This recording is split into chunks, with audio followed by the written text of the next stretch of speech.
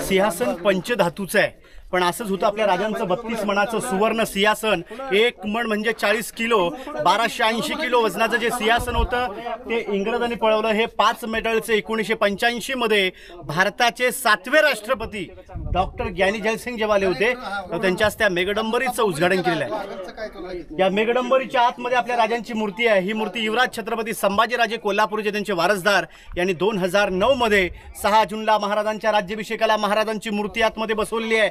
कारण 600 किलोची मूर्ती आहे. हा पूर्ण परिसर आपल्या राजांचा राज दरबार 351 वर्षापूर्वी झालेल्या छत्रपती शिवरायांच्या राज्याभिषेकाची जागा.